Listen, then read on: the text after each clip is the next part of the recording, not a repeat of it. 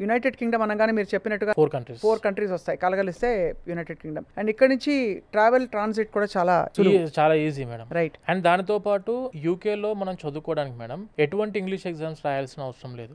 Okay. అంటే మనకు ఇప్పుడు నార్మల్ గా ఐఎల్స్, డ్యూలింగో, టోఫెల్ ఇవన్నీ ఎగ్జామ్స్ రాయకుండా డైరెక్ట్ గా మనకి ఇంటర్మీడియట్ బేస్ మీద ఇంటర్మీడియట్ ఇంగ్లీష్ లో 65% ఉండి అండ్ మనం చదువుకున్న graduation English medium of instruction ఉంటే that is enough to apply for the universities madam. So మరి ఇతర కంట్రీస్ కూడా మీరు డీల్ చేశారు నాగేంద్ర గారు.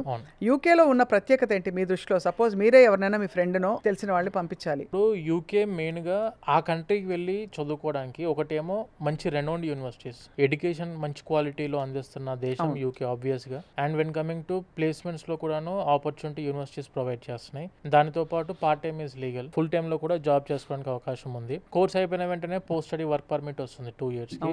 ఎంప్లాయ్మెంట్ కి వెళ్ళొచ్చు స్టూడెంట్ వెళ్ళాలనుకుంటే, అక్కడే సెట్ అవడానికి ఆపర్చునిటీ అందిస్తున్నారు. అండ్ జాబ్స్ లో కూడాను wide variety of opportunities provide చేస్తున్నారు. ఇప్పుడు ఎక్కువ నా పాయింట్ ఆఫ్ వ్యూలో UK is the best option. కాకపోతే సజెషన్ ఏంటంటే ఎక్కువ మంది ఆల్రెడీ తెలుగు స్టూడెంట్స్ వెళ్ళిన సిటీస్ కాకుండా ఇప్పుడు సౌత్ ఇంగ్లాండ్ కాకుండా నార్థన్ ఇంగ్లాండ్ లేదంటే స్కాట్లాండ్, ఎంత అందమైన దేశాలండి, చాలా అందమైన దేశాలు, very safest countries, safe countries ఇవన్నీ కూడాను. సో సేఫ్టీ పాయింట్ ఆఫ్ వ్యూలో, ఎడ్యుకేషన్ పాయింట్ ఆఫ్ వ్యూలో, ఎడ్యుకేషన్ లోన్ పాయింట్ ఆఫ్ వ్యూలో